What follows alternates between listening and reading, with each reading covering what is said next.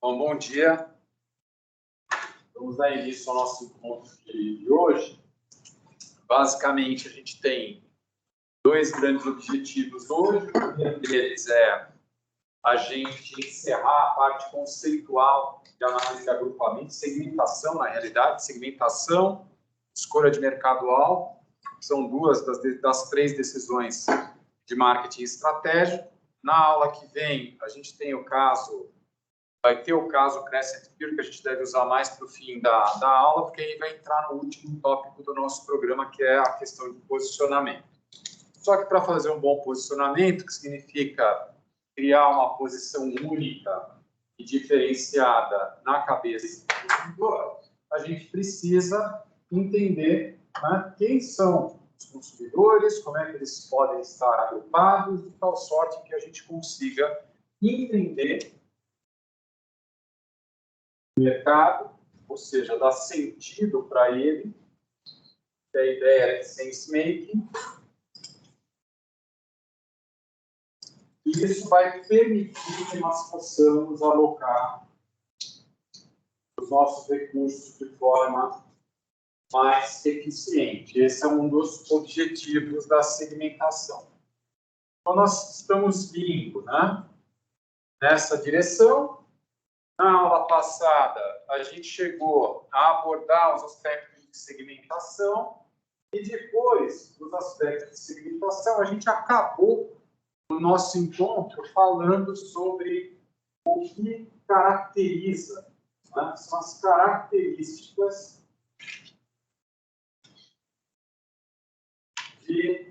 dos segmentos quando eles estão bem definidos, né, ou quando eles são relevantes para a análise que a gente vai estar fazendo. Então, basicamente, foi isso que a gente viu na terça-feira. Eu vou fazer um rápido alinhamento que a gente viu na terça, depois a gente retoma para um conteúdo mais novo. Então, vou trocar agora o nosso processo aqui para os slides. Vamos ver se tudo der certo. Seguiremos por aqui. Então, no nosso encontro da semana passada, né, só resgatando. Espero que eu não tenha feito nenhuma. Espera aí, deixa eu só ver.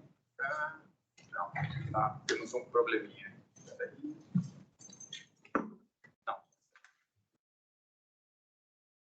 Então, esses são os slides que a gente usou aqui com vocês, né? A gente começou lá com a questão explicando aí toda a questão do on-tela, como é que funcionava, o processo de segmentação.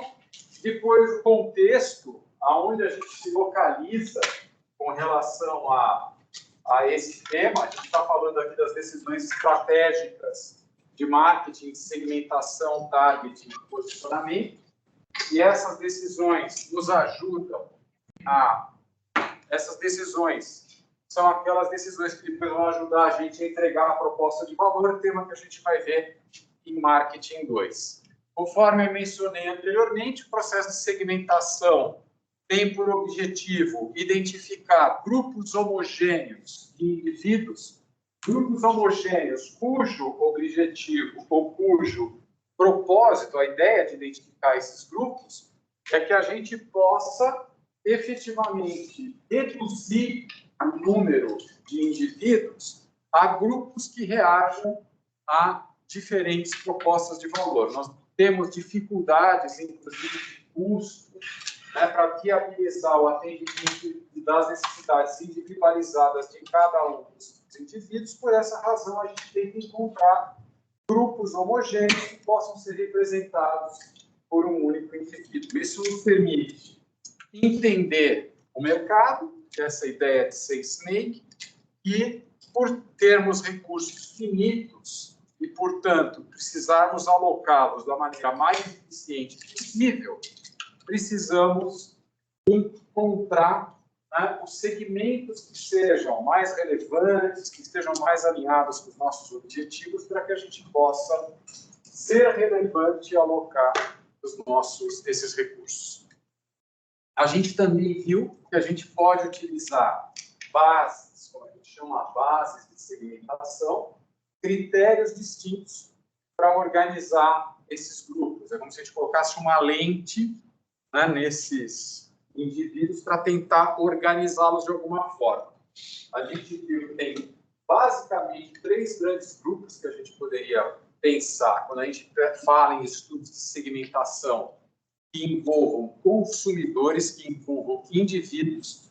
São bases como o perfil, tem aquelas características bem observáveis, facilmente observáveis das pessoas, como idade, onde mora, ciclo de vida, momento do ciclo de vida se encontra, por exemplo, estado civil, a parte da idade, acho que eu já mencionei, gênero, se tem filho, se não tem filho, outras características ainda no âmbito do indivíduo, né?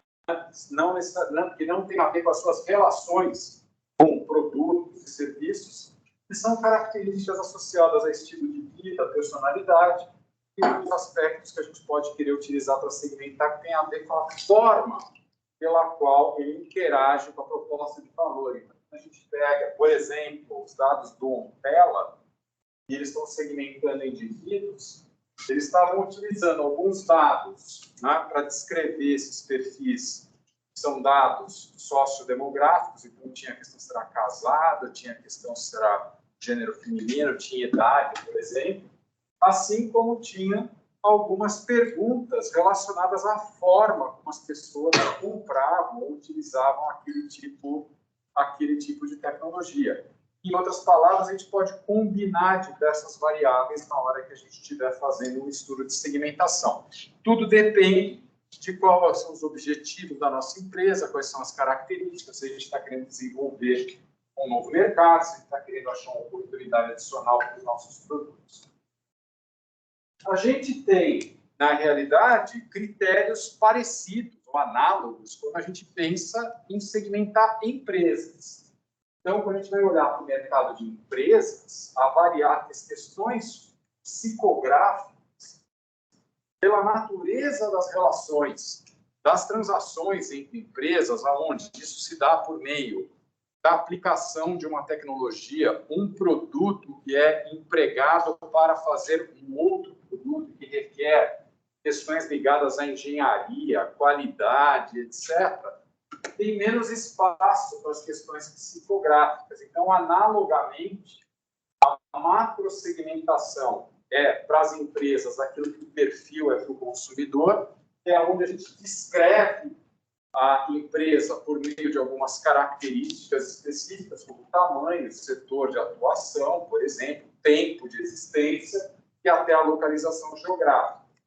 E a microsegmentação, que é um outro conjunto de bases, tem a ver com a maneira como essa empresa compra esse produto, como é que ela toma a decisão de compra.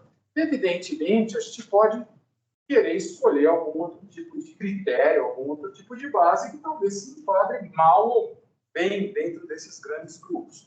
A gente pode encontrar autores que talvez tenham outros agrupamentos. O importante como mensagem, tanto para consumo quanto para empresas, é a gente entender que são critérios, alguns critérios são mais diretamente observáveis, outros critérios menos diretamente observáveis, e a escolha desses critérios depende do tipo de proposta, mercado, contexto em que nós nos encontramos. Por isso que a gente vem insistindo, desde o início do nosso primeiro encontro, na importância de nós termos um bom diagnóstico do contexto, um bom diagnóstico da concorrência, a gente ter pesquisa com os consumidores, estar próximo dos consumidores. Eu estava ouvindo um podcast aí, esse podcast do Mano Brown, você deve já ter ouvido, o tal do Mano a Mano. Ele recebeu a Thaís Araújo e o Lázaro Ramos, né? Agora no penúltimo, agora já tem um outro.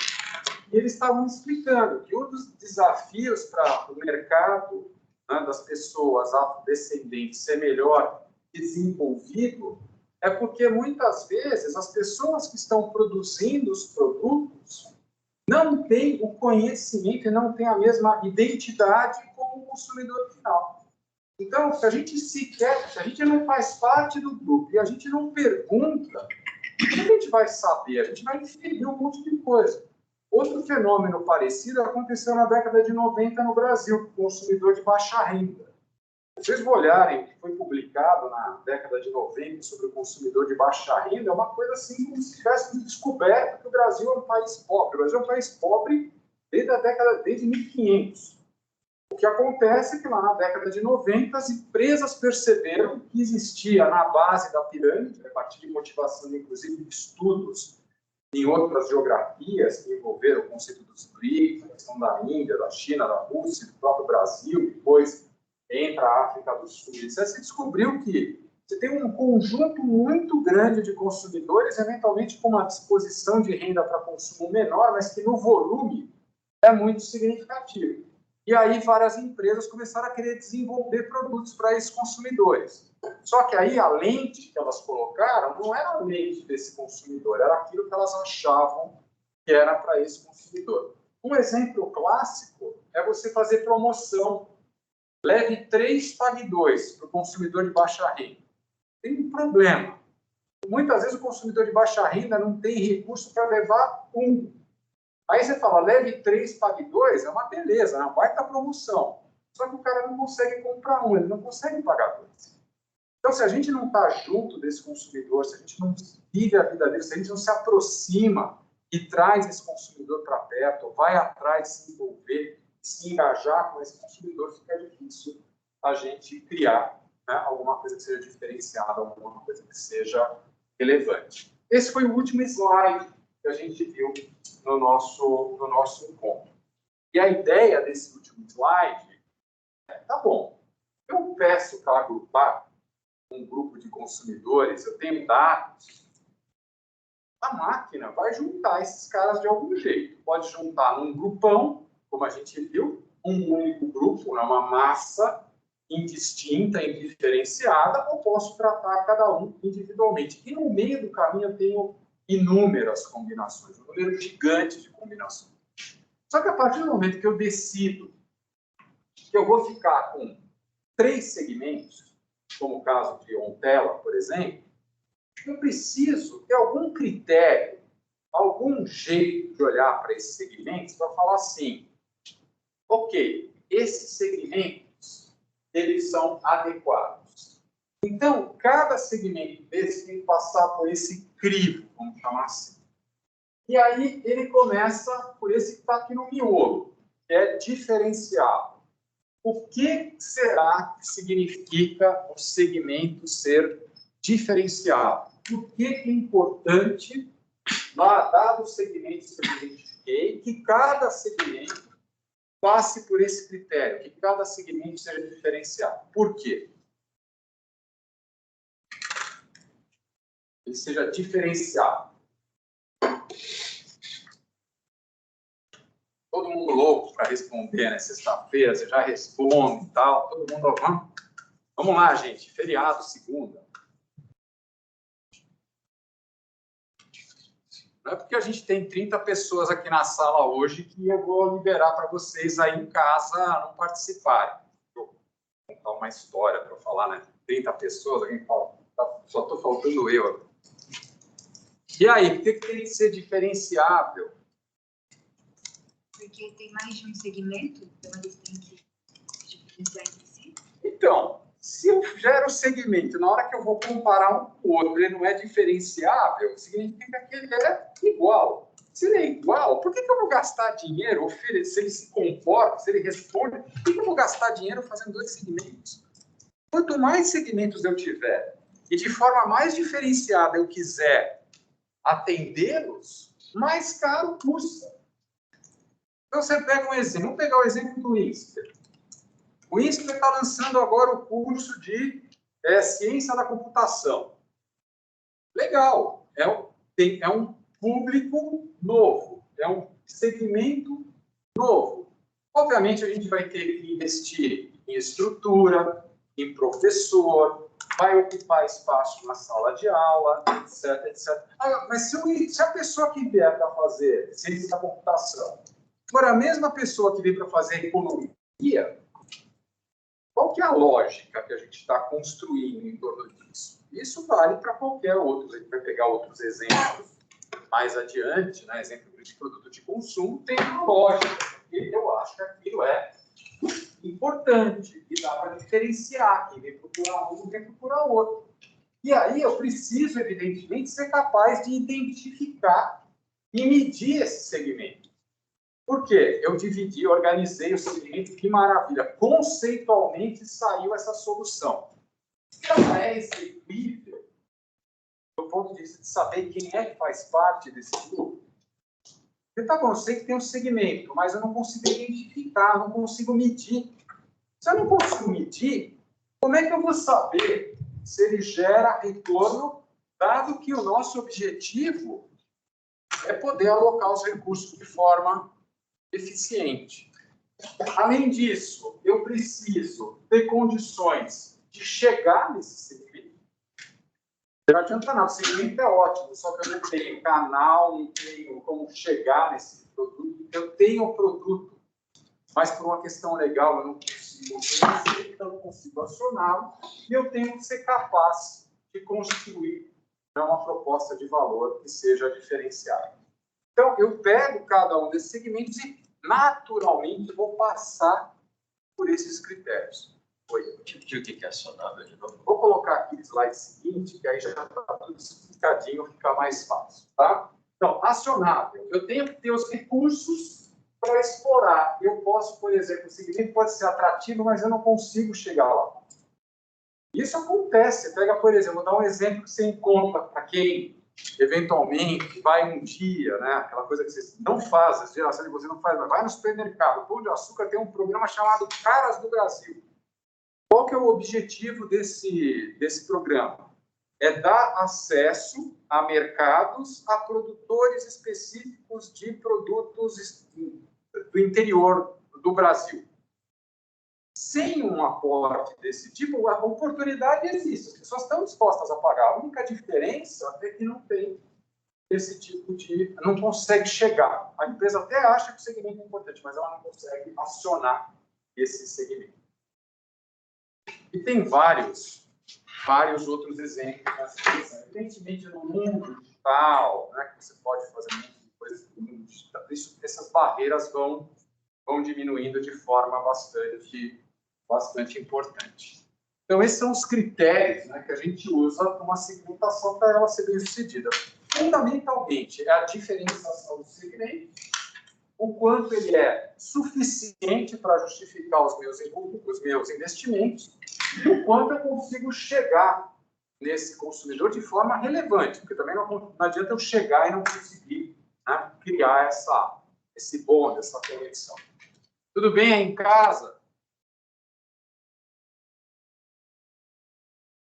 Tudo bem, professor. Tá, né? Senão alguém perguntaria, vocês não acham? É meio chato, né? Fico perguntando toda hora, ninguém responde, eu fico me sentindo tão triste, mas só não vou chorar.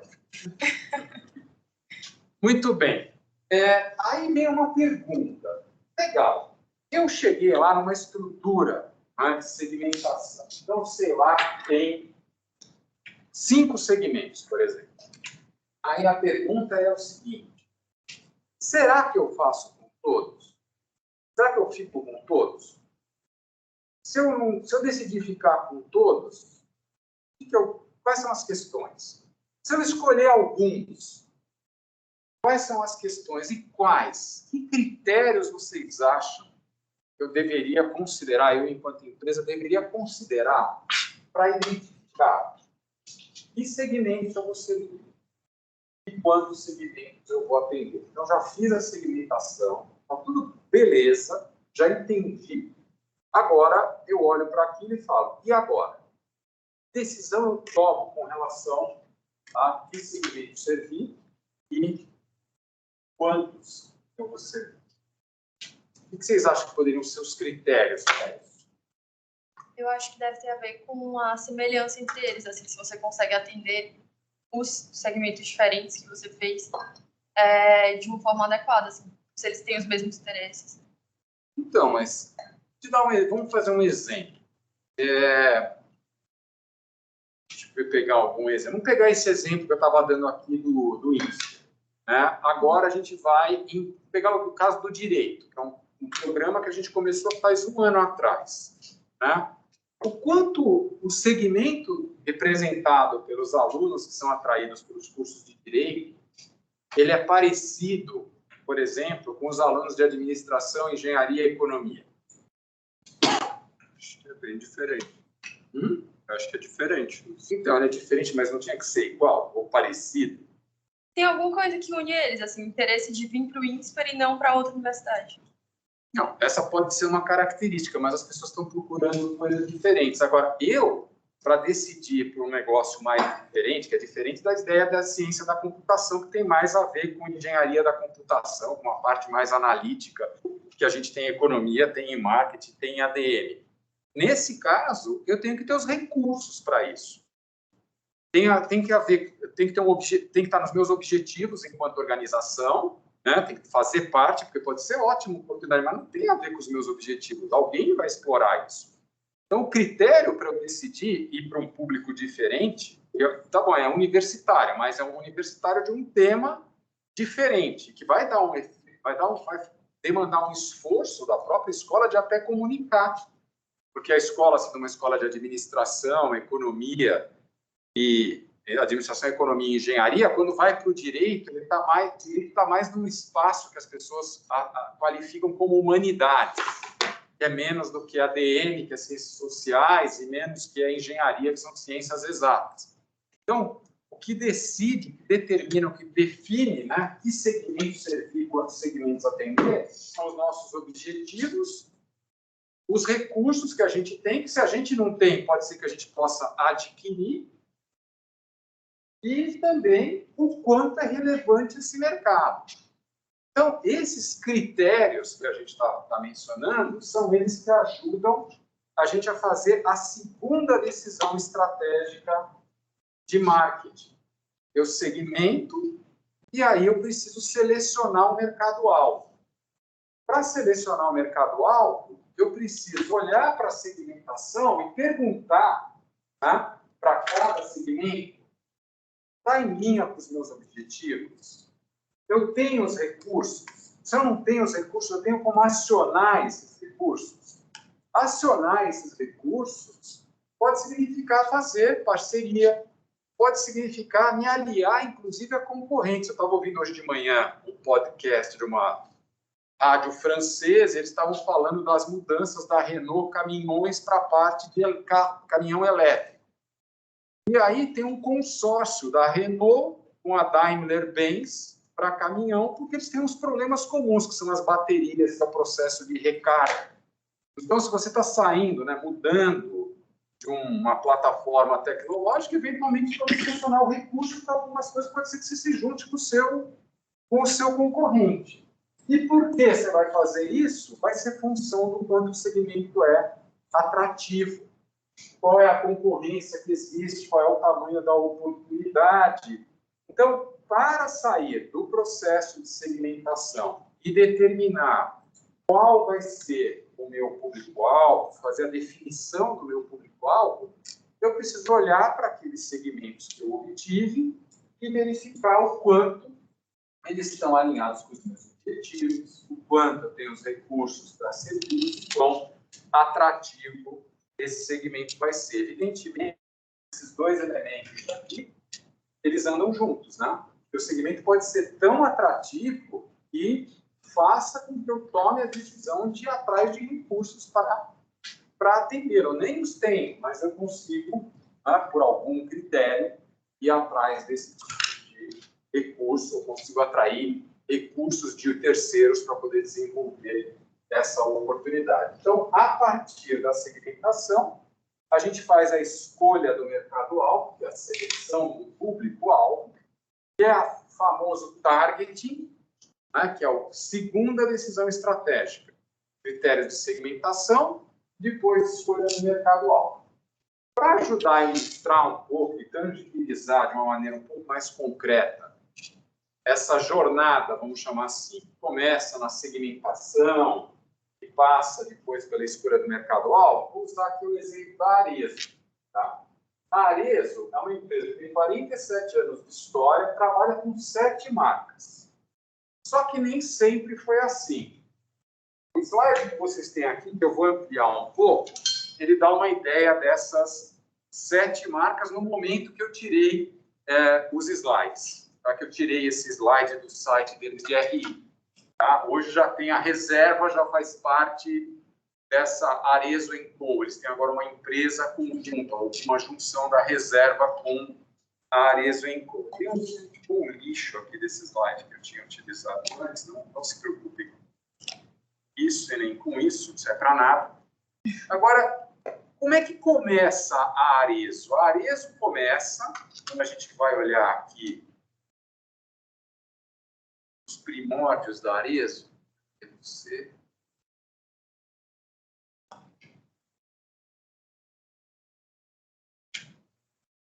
usando cada hora é uma novidade.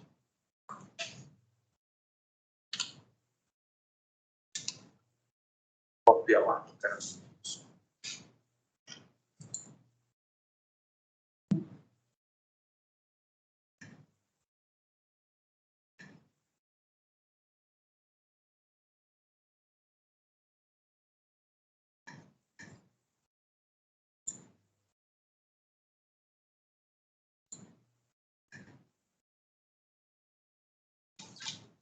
Então, a Arezzo começa com uma primeira marca em 72.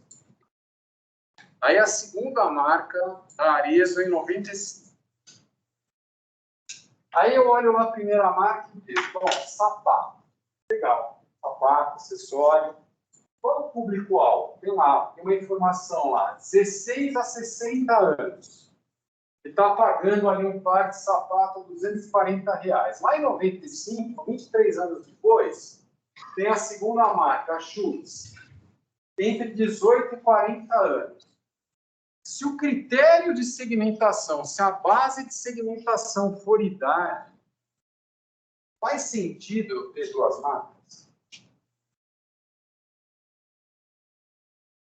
Ou ter 3, quando eu pego o Alexandre Birman, que é de 20 e 45, esse intervalo está contido dentro daquele, esse aqui está contido dentro daquele, e aqui a FIDA, que é mais recente, de 2015, é de 15 a 30, está praticamente contido dentro daquele. Certamente não é a base, o critério faixa etária, que é uma base de segmentação perfil, que está orientando essa decisão. Olhando outras informações que estão aí, o que vocês imaginam que é o critério, que elementos estariam norteando essa segmentação e, portanto, a criação dessas marcas diferentes? É o tipo de vestimenta que produz. Por exemplo, Arezzo é trendy, Schutz é fashion, Fiverr é casual e Birman é design. Tem a ver com, eventualmente, aspectos psicográficos, como é que as pessoas se veem, tem a ver com os benefícios que elas estão procurando, são as outras bases de segmentação que a gente viu lá. Não é o demográfico. O demográfico, teoricamente, todo mundo é a mesma coisa. Só que aí, quem está comprando a marca Alexandre Birman está disposto a pagar R$1.500 num par de sapato. Evidentemente, essa pessoa não está procurando a mesma coisa que está procurando aqui na Fiverr, que é 320. E muito menos numa outra marca que tem também, que é mais recente, que é a Ana K, que é R$140. Então, eu identifico outras características no consumidor, nesse caso, tirando aqui algumas questões ligadas com a própria Fiverr e com a Avance, evidentemente, público feminino, característica de perfil, mas não me diz muita coisa sobre quem é o consumidor de cada uma dessas marcas. A parte de gênero, a parte de idade, só que eu tenho que mergulhar mais para entender essas pessoas em outra perspectiva. Nesse caso, na maneira como elas enxergam a utilização do calçado, como é que o calçado ou esses acessórios são uma forma de expressar determinados comportamentos ou determinadas características que eles batizaram aí por esses atributos, vamos chamar assim, né? E, no caso da Arezzo, trend, é novo, é fácil de usar, é eclético. O caso da Fiverr, casual, jovem, urbano, moderno. E essas decisões de segmentação afetam toda a construção da proposta de valor. Então, veja, a proposta de valor da marca Birman, para a gente pegar lá no extremo. Ela utiliza, por exemplo, o preço, R$ 1.500 o par. Certamente, você não pode ter essa marca, esse produto espalhado em tudo que é lugar, porque ele tem um lado de exclusividade. Então, quando a gente vai olhar o número de lojas que eles têm para comercializar esse produto, que são as decisões de distribuição, tem lá 6 lojas próprias, está em 28 multimarcas e tem 2 lojas nos Estados Unidos. Quando você vai olhar a marca Arezzo, que é fácil de usar, 9 lojas próprias, 428 franquias, 1.228 multimarcas. Por quê? Porque é um produto mais eclético, é um produto que tem que estar mais disponível. Como ele está disponível, ele atende um público mais amplo, a minha decisão de segmentação me obrigou, a partir do momento que eu escolhi esse público como uma parte do meu mercado-alvo, a tomar decisões de marketing que sejam consistentes com isso. E no caso da Arezzo, ela acabou construindo uma plataforma com diversas propostas de valor voltadas para segmentos específicos. E também depende muito de como eu defino o mercado. Porque se eu definir que é mercado de calçados e acessórios, aí eu estou dizendo o seguinte, eu estou tentando aqui oferecer para todos esses segmentos, e aí eu segmentei de acordo com essas bases, eu escolhi esses segmentos. Se eu pensar que é mercado de roupas em geral, aí eu posso dizer que a Arezzo, dentro do mercado de roupas em geral, focou no mercado de calçados e acessórios. Então, esse seria o nível de segmentação. Dentro do nível de segmentação calçados e acessórios, ela está oferecendo, ela usa como base de segmentação aspectos comportamentais e segmenta de acordo com a atitude das pessoas em relação a cada uma dessas marcas. Sabendo que, muitas vezes, pode ser que uma pessoa ela alterne em função das suas características, pode ter uma ocasião em que ela vai comprar uma marca desse tipo mais exclusiva e uma outra hora no dia a dia vai comprar uma Anacapri porque é mais do dia a dia e vai usar a Arezzo, então vai usar a Anacapri para eventualmente sair de final de semana, vai usar a Arezzo quando tiver que ir no trabalho e vai usar Alexandre Birman quando estiver numa festa. Se eu não entender essas nuances do consumidor, eu posso estar deixando oportunidades fora do processo de segmentação. Então, essa é a lógica, a sequência de evolução do processo de segmentação. Quanto mais uma sociedade evolui do ponto de vista de renda, mais surgem oportunidades do ponto de vista de segmentação, porque as pessoas vão desenvolvendo hábitos específicos, começam a ter recursos para fazer outros tipos de escolha e isso enseja outras oportunidades. Por isso que, ao longo do tempo, a gente vai vendo que as marcas foram evoluindo. Não é só a renda, é um dos fatores, mas foi que a própria complexidade da sociedade também vai ensejando. A tecnologia ajuda também a você produzir de maneira mais efetiva. Então, você tem que estar permanentemente monitorando o que está acontecendo no mercado para poder identificar esse tipo de oportunidade. Vou fazer uma pausinha rápida agora para perguntar para vocês. Está clara essa trajetória da saída da segmentação? Então, eu vou lá, olho para o consumidor, faço tudo aquilo que a gente já viu sobre pesquisa e aí vou escolher, né, dada a segmentação resultante, eu vou escolher quais segmentos eu vou estar atendendo, quais segmentos eu vou estar atacando. Nesse sentido, eu tenho a atividade de segmentação e a atividade de targeting, que é de escolha do mercado-alvo. Uma vez que eu escolhi o mercado-alvo, eu tenho algumas abordagens que eu posso associar a essa escolha do mercado-alvo. Eu posso levar em conta, para fazer essa seleção, alguns aspectos importantes. Primeiro, que é o número de segmentos. Tem a ver com cada segmento representa um grupo homogêneo que vai ser atendido da mesma forma pelo mesmo marketing mix.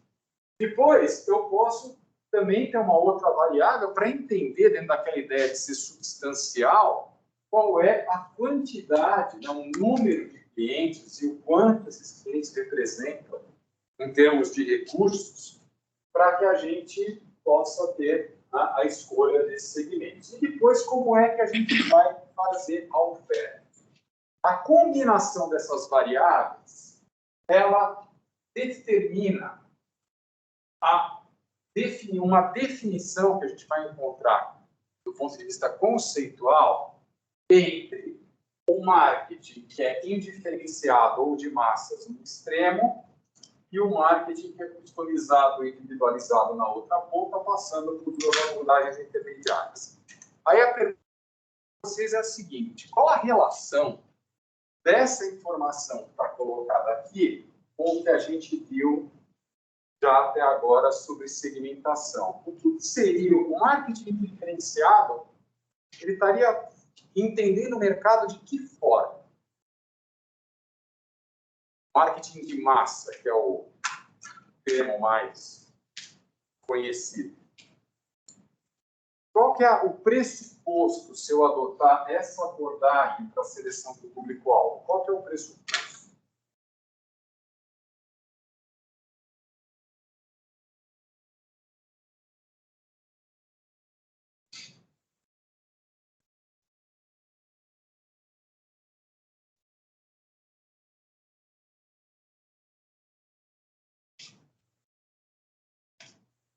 Em poucos segmentos e muitas pessoas por segmento? Desculpa. Tem poucos segmentos. Não, é que você apontou assim, acho que não. perguntado. Falei que fui lá olhar. Que tem poucos segmentos e muita pessoa por segmento. Então, nesse caso, no marketing diferenciado de massa, todo mundo é igual. É a Coreia do Norte, vamos chamar assim. Certo? Você pode fazer qualquer coisa, você usa a roupa daquele jeito, tá tudo padrão. Então, quando você pensa desse extremo que é o marketing diferenciado, quando a gente viu lá a segmentação, que tinham vários círculos amarelos no slide, tinha lá um primeiro nível em que é todo mundo igual. Eu não faço diferenciação, é uma massa.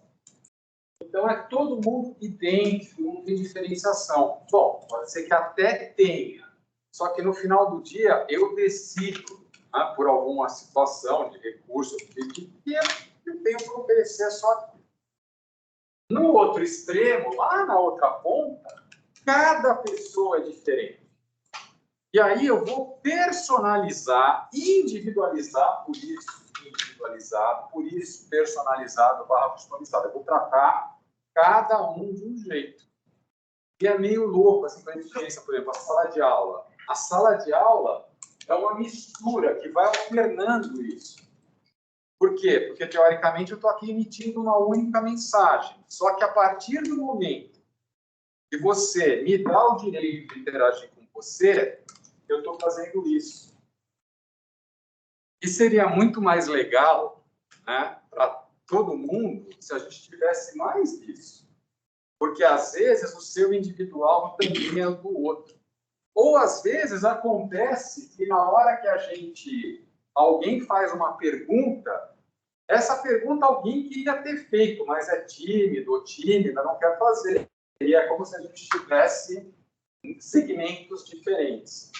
Ou seja, a ideia da segmentação parte de um único segmento com todo mundo igual e, portanto, uma única proposta de valor, uma outra onde você faz isso personalizado, uma outra onde no meio do caminho você divide em grupos e oferece para cada grupo uma opção.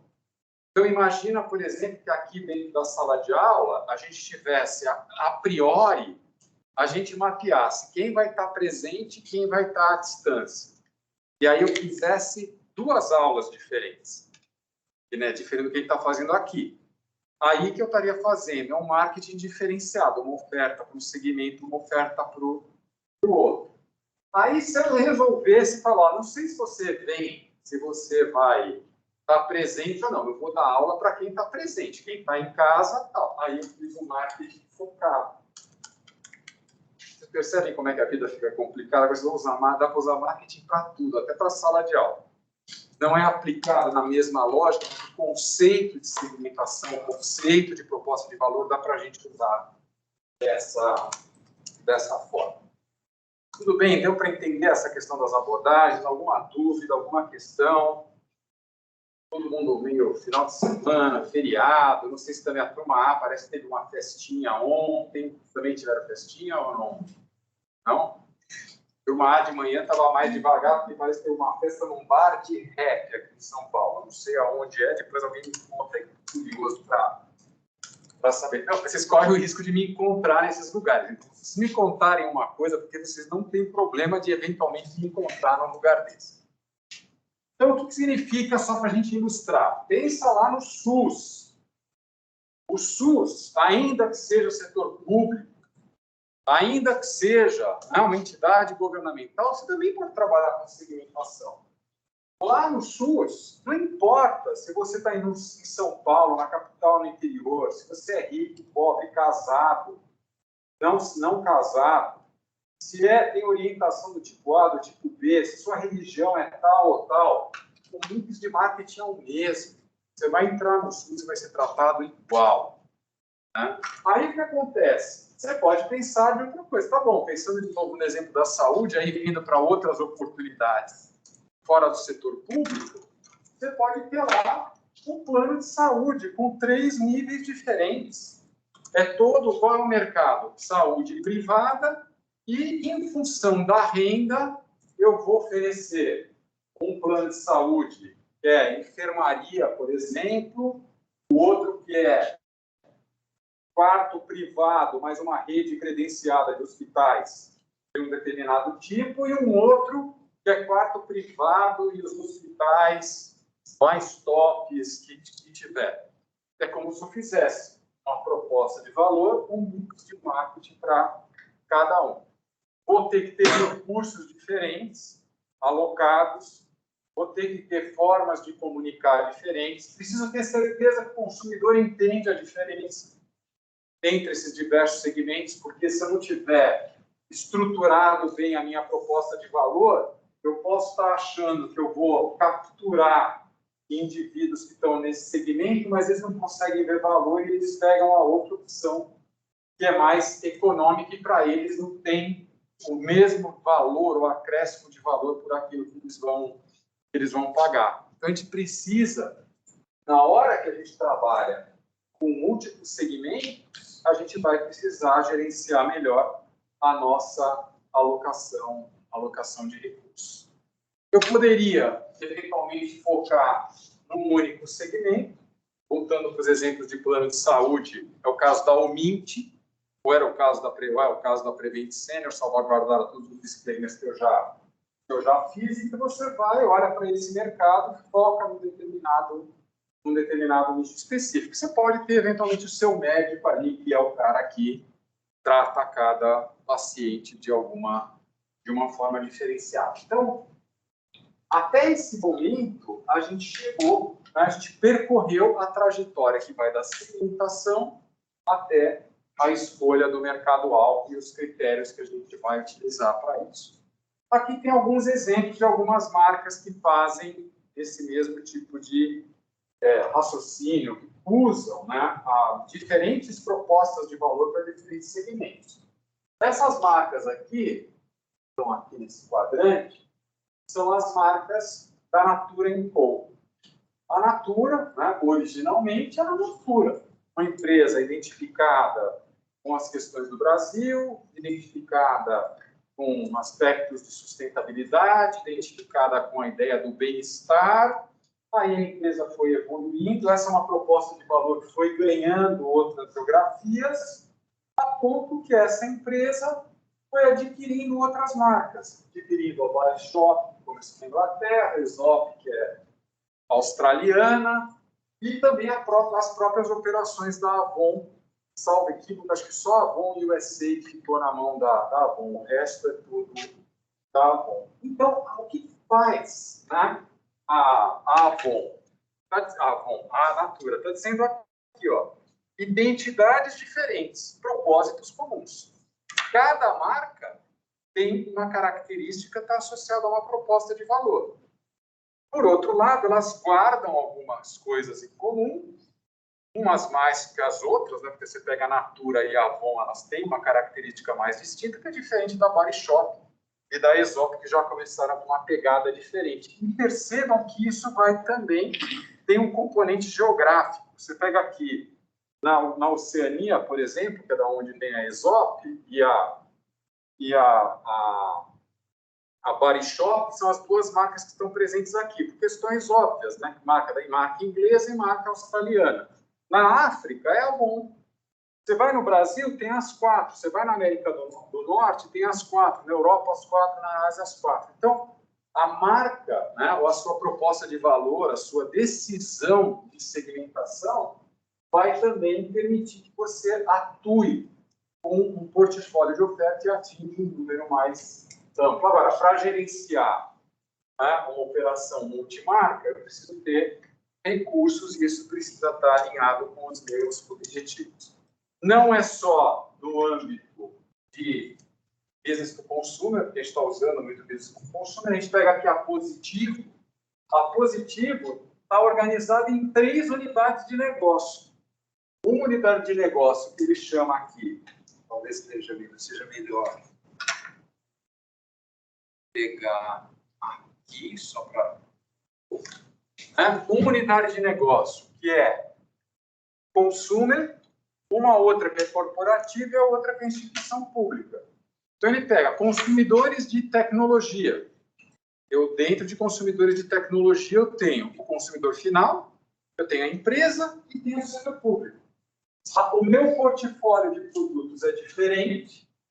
Os canais, por exemplo, que ele está utilizando, ou as evoluções que ele vai fazer, quando você pega consumidor, por exemplo, vai ver que tem o varejo, soluções para casa inteligente que poderia estar colocando no seu produto. E, por exemplo, para o corporativo, não interessa. Assim como a urna eletrônica, que é um produto que ele está oferecendo, não interessa para nenhum desses outros setores. Então, o processo de segmentação e de escolha do mercado-alvo possibilita que a gente organize a nossa proposta de valor e os nossos recursos de forma mais ajustada e mais adequada. E aqui, na realidade, né, tem uma saída com a compra da Compaq. Eles compraram a marca Compaq. O que eles querem fazer? Eles querem ir no consumidor de classe alta e média. Porque mesmo dentro de consumer que está aqui, eles ainda são uma empresa que está mais associada a um consumidor de média renda. Para eles irem para um outro patamar, eles entendem que eles vão se juntar com uma outra marca. Então, aqui a gente consegue, de alguma forma, ver, né, de que maneira esses conhecimentos se conectam, né, do ponto de vista desde a segmentação, das decisões de segmentação, até a escolha do mercado-alvo. Tudo bem até aqui, gente? Então, se está tudo bem, a gente vai fazer uma síntese dessa primeira etapa, porque a gente vai trocar agora, na próxima etapa, para as questões da parte analítica por trás do tratamento dos dados que a gente faz. Então, eu queria aproveitar para fazer um mega resumo de segmentação. Oi. Professor, pode só voltar nos slides, por favor? Claro. Slide lá.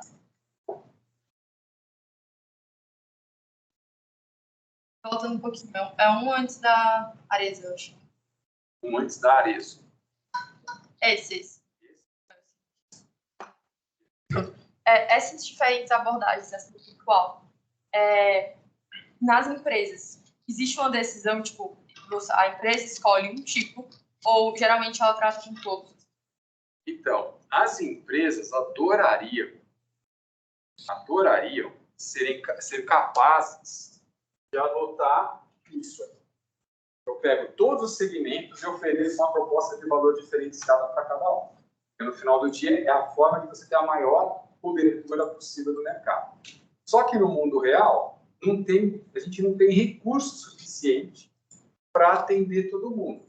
Então, a gente acaba, certamente, uma abordagem de massa, ela não é muito relevante para o consumidor, o que não quer dizer que você não possa ter. Você pega, por exemplo, depende de você definir mercado, que é instrumentos de escrita, né, populares, você pega a caneta Bic, todo mundo é caneta Bic, não tem opção. Seja o presidente da República, gosta de aparecer com a caneta Bic, até um estudante, todo mundo usa a Bic. Né?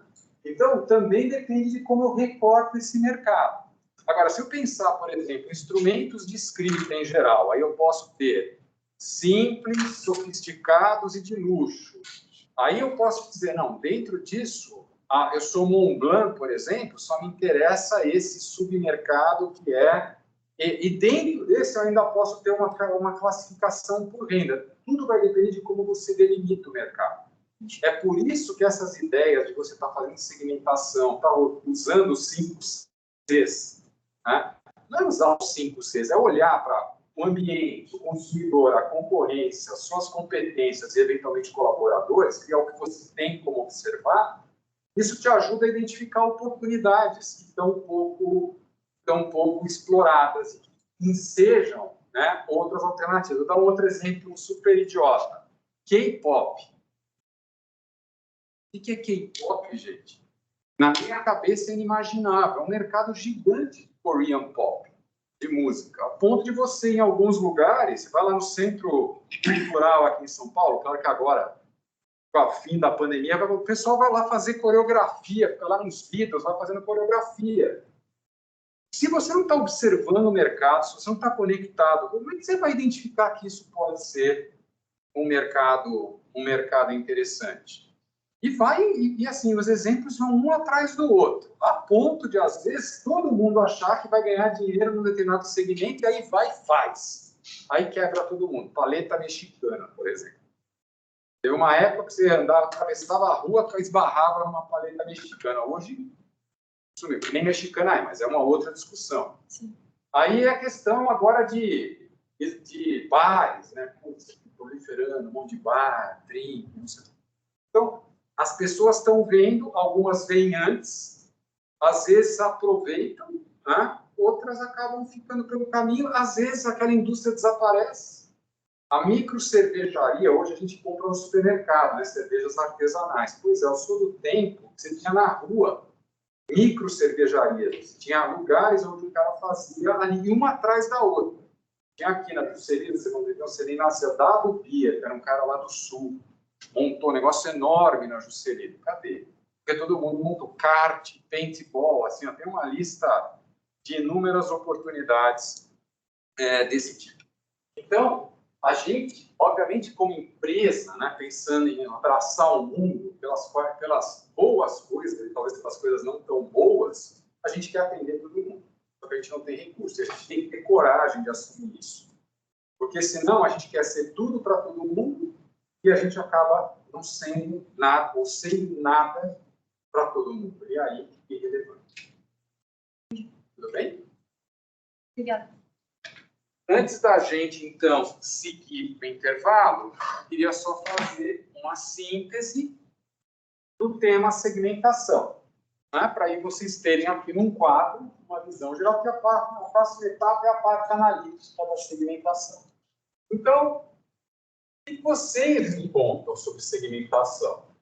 Se eu estivesse falando para vocês, olha, eu vou desenhar aqui na lousa, vou escrever, né, sobre segmentação, de tudo que a gente viu nesses encontros, o que eu deveria registrar aqui como grandes bullets ou pontos que eu deveria, quando fosse fazer um exercício de segmentação, quando fosse estudar para a prova, eu deveria estar levando em consideração?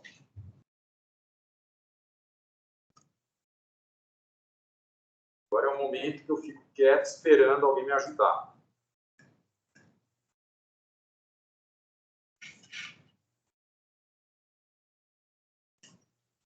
Eu fico imaginando como o Snape era mais feliz, né? Aí ele pegava uma varinha, já mandava um feitiço e alguém se mexia, né? Mas aqui não tem varinha, não tem feitiço. Varinha tem, eu vou trazer a minha do Snape a semana que vem. Vamos lá, gente. O que ficou de segmentação? Se eu pedisse para vocês, resumam segmentação, o que vocês me diriam? Identificar e agrupar Identificar e agrupar indivíduos. Identificar e agrupar indivíduos. A gente está falando do propósito da segmentação. Então, a gente está falando de sense making para entender o mercado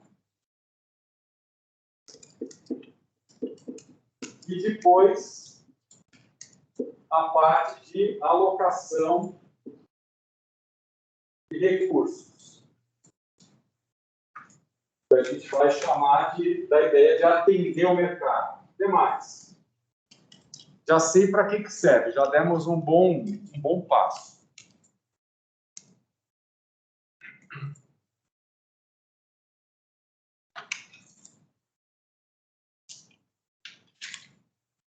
Na parte de alocação de recursos, tem que levar em conta a atratividade? Então, aqui na frente, em algum lugar, eu tenho que falar sobre a atratividade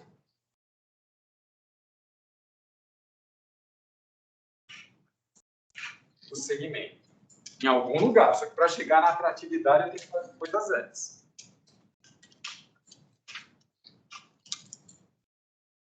Aí de casa.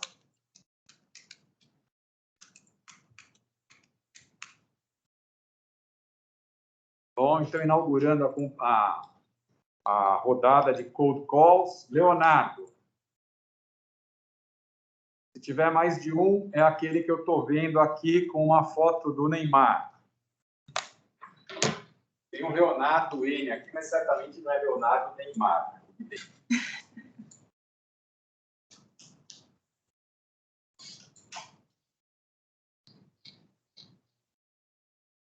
Deve estar com problema com o microfone. Vamos ver, então. Deixa eu ver. Fernando Maia.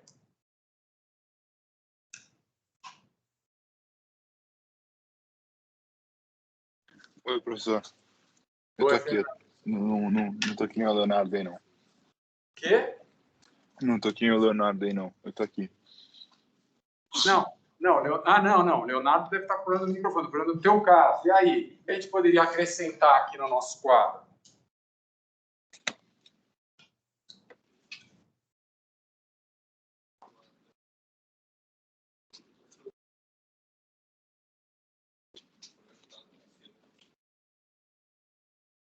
Dá uma pensada, depois você me conta alguma coisa. Vamos voltar para cá. Macro e microsegmentação. A gente tem que pensar, para fazer a segmentação, como é que eu faço? Bases. Essas bases de segmentação podem envolver consumidores e podem envolver empresas. Por definição, a gente tem um conceito em que a gente pode agrupar para empresas macro segmentação, grandes características gerais da empresa, faturamento, etc., e aspectos de microsegmentação que tem a ver com a forma como ela realiza as transações. Em consumo, as bases são de 3 tipos. Quais são? É o perfil. Perfil. Esqueci o nome das outras. Quando você pensar em perfil, é aquilo que você... Se você pega uma pessoa de perfil, você olha, você já vê se o nariz é grande, se o cabelo é grande. Já sabe o que é perfil, você vê imediatamente. Então, essa é a ideia do perfil. Só que a pessoa pode ter 2 pessoas iguais, só que elas se comportam de forma diferente, porque elas têm características psicográficas diferentes. Podem ter combinações, as bases permitem as diversas combinações. Legal. Aí, por meio das bases, eu gerei os segmentos. E aí, o que eu faço? Pensando no nosso quadro resumo. Coisas importantes para a gente saber. E tem aqui a atratividade que já foi colocada. Então, um spoiler aqui de alguma coisa mais para frente. Então, aqui, ó, tem o mercado. Aí eu aplico, né, uso as bases. Elas são como se fosse uma lente que eu vou aplicar no mercado. Aí, por meio dessas bases, eu vou definir um conjunto de grupos, um número de segmentos. E aí? O target? Target? Eu vou precisar escolher o segmento. Antes disso, só vou pegar essa sua atratividade, vou passar um pouquinho para cá, porque antes disso, eu vou fazer uma checagem, tá, dos segmentos. Então, eu vou verificar a checagem, né, dos segmentos que tem a ver com aquelas características. A gente diz que o segmento tem que ser, sobretudo, diferenciável. O que mais? Identificável e mensurável.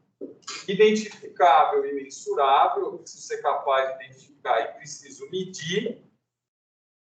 Substancial. Ele precisa ser grande o suficiente para justificar os meus investimentos. Ele precisa ser Viável e acessível. viável e acessível. E, finalmente, Acionável.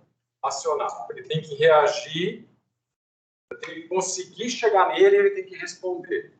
Passado o critério de checagem dos segmentos, aí eu vou fazer a escolha do mercado-alvo. Eu vou fazer a seleção do mercado-alvo.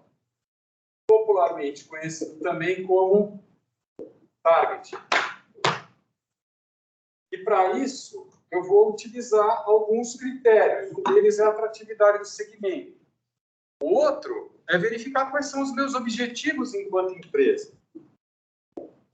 Eu penso lá enquanto organização, né? Porque pega o caso de novo do INSPER. INSPER, instituição sem fins lucrativos, tem como objetivo promover, por meio da educação e da pesquisa, a transformação do Brasil. Legal, vai lá abrir um curso de direito, porque entende que essa é uma área que está alinhada com os seus objetivos, tem atratividade e tem a questão de recursos. Né? Quando a gente falar da questão do direito, dá a impressão que a gente não tinha nada de direito. Não é verdade. A gente já tem programas de pós-graduação em direito aqui há muito tempo. É muito diferente de fazer graduação, mas, na realidade, a gente já tem um histórico nesse sentido. E depois da seleção do mercado-alvo, né, no processo de seleção do mercado-alvo, eu posso trabalhar com abordagem de massa ou indiferenciada, que é uma proposta de valor e um único segmento, é como todo mundo, né? Um segmento para todo o mercado. Eu posso trabalhar com uma abordagem diferenciada, onde eu tenho N propostas de valor para N segmentos. Eu tenho uma abordagem focada, ou de nicho, onde eu tenho uma proposta de valor para um único segmento. Eu tenho uma abordagem de marketing customizado ou individualizado, onde eu tenho N propostas de valor para N consumidores.